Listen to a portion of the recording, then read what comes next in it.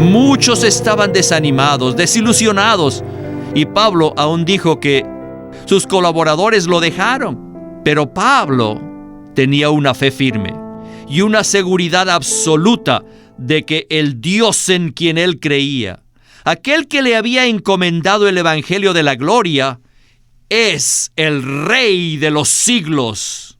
El libro de 1 Timoteo fue escrito por el apóstol Pablo en un periodo de decadencia y degradación de la iglesia. En esta epístola, el apóstol Pablo aprovecha la oportunidad para describir el contraste que existe entre la economía neotestamentaria de Dios y las enseñanzas cristianas diferentes. Muy pocos han puesto atención a 1 Timoteo 1, versículos del 3 al 4. En estos dos versículos cruciales, Pablo le escribe a Timoteo lo siguiente. Dice: «Como te exhorté al irme a Macedonia, a que te quedases en Éfeso, para que mandases a algunos que no enseñen cosas diferentes, ni presten atención a mitos y genealogías interminables, que acarrean disputas más bien que la economía de Dios que se funda en la fe». Ahora, ¿cuáles son las diferentes enseñanzas que están en contra de la economía de Dios? La economía de Dios en contraste con las enseñanzas diferentes. First Timothy unveils to us God's dispensation. Primera de Timoteo nos revela la impartición de Dios. God's New Testament economy concerning the church. Es decir, la economía neotestamentaria de Dios respecto a la iglesia. This is based upon chapter 1. Digo esto basado en 1 de Timoteo 1:4, que la economía de Dios se funda en la fe. Aquí encontramos una expresión maravillosa, que es la economía de Dios. Y es correcto decir que la economía es una administración económica. Así que, de hecho, se trata de la economía de Dios. Ahora quiero decirles esto. Entre los que leen la Biblia en forma seria, son muy, pero muy pocos los que han excavado la Biblia para descubrir que el punto principal en el primer capítulo de 1 de Timoteo es la economía de Dios en contraste con las enseñanzas diferentes. El problema entre los cristianos a través de los siglos siempre ha sido las diferentes enseñanzas que son contrarias a la revelación de Dios. ¿Y cuál es la revelación de Dios? ¿Cuál es el pensamiento crucial de la revelación de Dios? ¿Cuál es el enfoque central de la revelación de Dios? Queridos santos, es la economía de Dios, la impartición de Dios. Oh, la economía de Dios, queridos santos, consiste en que el maravilloso Dios triuno, el Padre, el Hijo y el Espíritu, se imparte a sí mismo a nosotros, sus escogidos, a fin de que puedan tener la vida y naturaleza divinas, para que lleguen a ser sus muchos hijos y miembros de Cristo, que expresan a Cristo en el universo. Este no es un punto insignificante. Que la economía de Dios esté en contra de las enseñanzas diferentes no es un punto insignificante. No piensen que Pedro enseñó una cosa, que Juan enseñó otra cosa y Pablo enseñó algo diferente. ¡No! Todos ellos enseñaron una sola cosa: Cristo y la iglesia. Cualquier ministerio que no sea igual al del apóstol Pablo no es un ministerio, sino una enseñanza diferente. Y por eso Pablo afirma en 2 de Corintios 4:1, por lo cual teniendo nosotros este ministerio. Aunque habían muchos apóstoles, solo habían recibido un solo ministerio. Es muy interesante darnos cuenta de que históricamente todos los problemas y divisiones en la iglesia se deben a enseñanzas diferentes de la economía de Dios. No obstante, ¿no cree usted que muchos piensan que siempre y cuando la enseñanza provenga de la Biblia, no hay ningún problema con ella? Lamentablemente eso es así. Hay muchos que piensan que siempre y cuando la enseñanza provenga de la Biblia, que no hay ningún problema con ella. Sin embargo, sí hay una gran diferencia entre enseñanzas que son bíblicas y enseñanzas que difieren de la economía de Dios. Si este no fuera el caso, ¿por qué entonces Pablo se tomó la molestia de escribirle a Timoteo y encargarle de que mandase a algunos a que no enseñasen cosas diferentes de la economía de Dios? Esto tenía que estar sucediendo.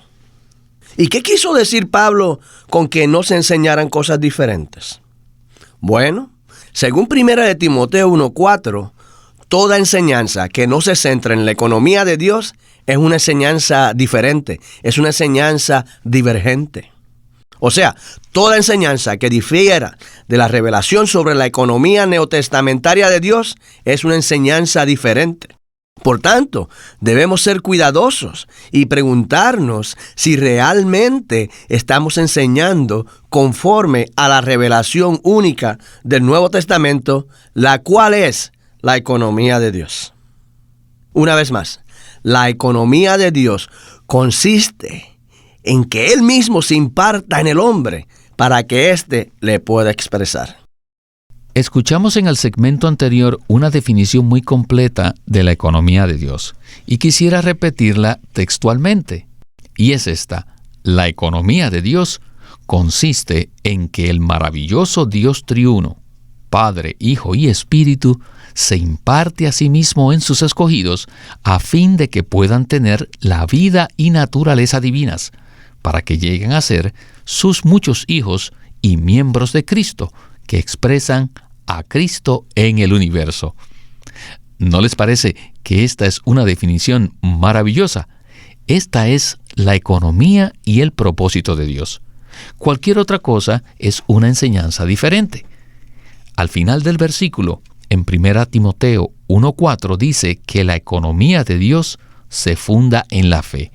También hablaremos de otro versículo en 1 Timoteo 1:11, que dice: según el Evangelio de la gloria del Dios bendito, que a mí me ha sido encomendado. El Evangelio, que está en el contexto de la economía de Dios, no se llama el Evangelio del amor, el Evangelio del perdón o el Evangelio de la redención, sino el Evangelio de la gloria del Dios bendito. God's dispensation in faith. La impartición de Dios, que se funda en la fe, es el centro y el enfoque del ministerio de Pablo. La economía de Dios es por completo por fe. Y quisiera que sean impresionados con esto. ¿Qué significa que la economía de Dios se funda en la fe? Para eso necesitamos leer todas las definiciones acerca de la fe que se mencionan en Romanos, en Hebreos y también en Gálatas. En primer lugar, la fe es Dios mismo como la palabra que nos ha sido hablada a nosotros. Así que primero tenemos a Dios y luego Dios como la palabra es hablada a nosotros. Y entonces, cuando oímos la palabra y por medio de la palabra de Dios, Dios en Cristo se infunde a nosotros. Y ese algo que se infunde en nosotros es Dios mismo.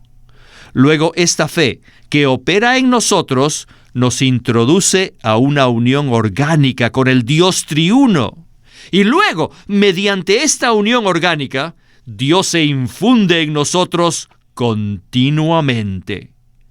Como resultado, obtenemos la vida y la naturaleza divinas y llegamos a ser hijos de Dios, los miembros de Cristo y partes del nuevo hombre. En esto consiste la economía de Dios, que se funda en la fe. Ahora, la economía de Dios es según el Evangelio de la gloria del Dios bendito. ¿Alguna vez habían escuchado esta expresión? Quizás muchos de ustedes habían oído hablar del Evangelio de la gracia, o del Evangelio del perdón, o del Evangelio del amor. pero nunca oí hablar acerca del Evangelio de la Gloria. Este Evangelio no solo nos trae buenas nuevas acerca del perdón de nuestros pecados, de la justificación en Cristo, de la justificación por la fe o de la regeneración. Les digo, más bien el Evangelio de la Gloria es el Evangelio de la economía de Dios. La gloria es Dios mismo expresado.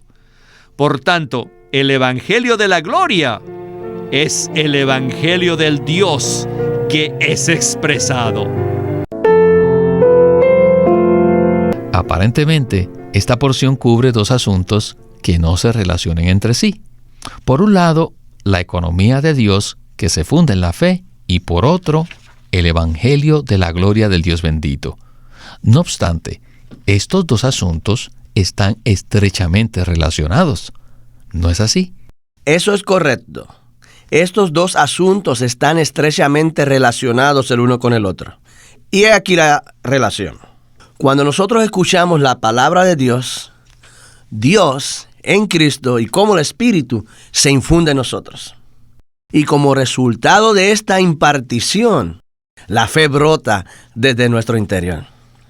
Esta fe entonces empieza a operar en nosotros para producir una unión orgánica, es decir, una unión en vida con el Dios triuno.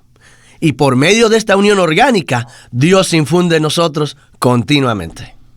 Y al infundirse Él en nosotros, entonces Él puede ser expresado, es decir, manifestado en nosotros y a través de nosotros. Y dicha expresión es la gloria de Dios. La gloria de Dios no es otra cosa que Dios mismo siendo expresado. Cada vez que Dios es expresado, ahí está su gloria. Es por eso que el Evangelio de la gloria del Dios bendito es el Evangelio de la economía de Dios. La economía de Dios, de la cual hemos venido hablando, es la impartición del elemento de Dios, de su vida a sus redimidos. Esta impartición hace que seamos capaces de expresar y manifestar a Dios. Suena un poco misterioso que el elemento de Dios sea infundido en nuestro ser, pero Dios hace esto mediante la palabra. Como resultado de esta infusión, Dios puede ser expresado.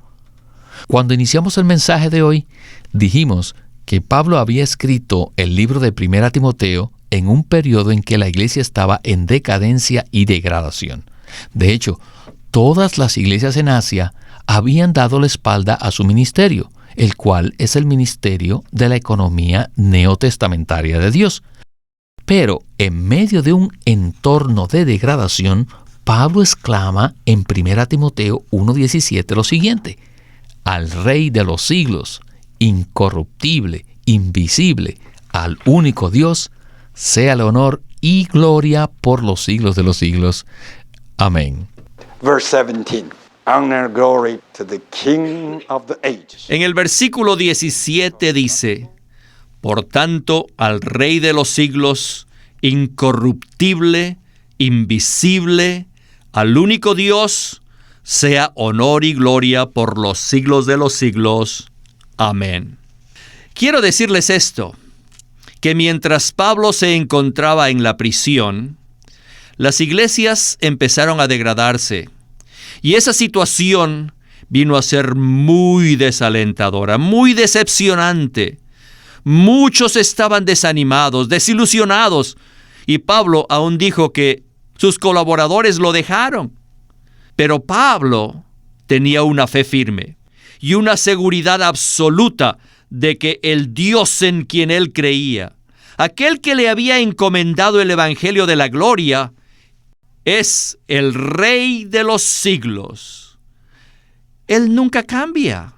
El Dios en quien Pablo confiaba y a quien servía era el Rey de los siglos. En el idioma griego, de los siglos quiere decir la eternidad. Él nunca cambia, nunca cambiará. Dios siempre seguirá siendo el mismo. Al leer este pasaje de la Biblia me maravillo de la expresión que usó Pablo. Él dijo que el Rey de los siglos es incorruptible. ¿Les gusta esta palabra? Dios es incorruptible. Todo el resto se corrompe, excepto Dios. Es posible que la iglesia pueda deteriorarse y degradarse, pero Dios no. Él es incorruptible. Dios es incorruptible. Y la otra palabra que Pablo usa es invisible. Dios es poderoso, eterno, incorruptible, y también Él es invisible. No podemos verlo. Estos calificativos que se le atribuyen a Dios no se usan en otros libros de la Biblia, solo aquí en 1 de Timoteo. Ahora leamos el versículo 17. Vamos a leerlos todos. Por tanto, al Rey de los siglos, incorruptible, incorruptible, invisible, invisible, the only God, al único Dios, be honor sea honor and glory y gloria until por los siglos de los siglos. Amén. Me gusta mucho la forma en que Pablo, en su ministerio, ubica las cosas dentro del contexto apropiado. La expresión que él usa en el versículo 17 acerca del Rey de los siglos, incorruptible, no es simplemente un pensamiento sentimental, sino que debemos comprender estas palabras dentro del contexto de la decadencia de la iglesia. Bueno, Alberto, ¿quisiera usted agregar algo? Claro que sí. Ciertamente necesitamos comprender estas palabras dentro del contexto de la decadencia de la iglesia. Así que me gustaría decir algo, sí, cómo no. Es muy probable que si alguno de nosotros estuviera pasando por una situación similar a la de Pablo en aquellos tiempos, les digo, todos nosotros estaríamos deprimidos. En ese tiempo, Pablo estaba confrontando la degradación y la decadencia de la iglesia. Las iglesias en Asia le habían vuelto la espalda. E incluso algunos colaboradores hasta lo habían abandonado. Sin embargo, a pesar de todo lo que estaba sucediendo a su alrededor, Pablo daba a conocer que si bien todos podían cambiar, Dios es incorruptible. No creo que haya otro lugar en la Biblia donde diga que Dios es incorruptible. ¡Qué atributo tan maravilloso! Eso significa que todo lo demás es susceptible a corromperse, pero Dios no. Todo lo demás puede cambiar, pero Dios no cambia.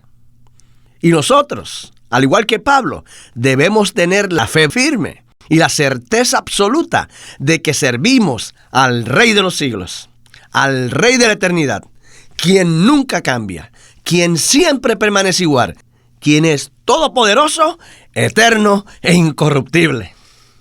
Y tal persona maravillosa nos ha encomendado el evangelio de la gloria del Dios bendito. Dios desea ser expresado en nosotros y Él lo logrará. Por lo tanto, no debemos desanimarnos, sino que debemos mantener nuestra mirada fija en el Rey de los siglos, el único Dios. Oh, a Él sea el honor y la gloria y la honra por todos los siglos. Amén. Amén. Aleluya.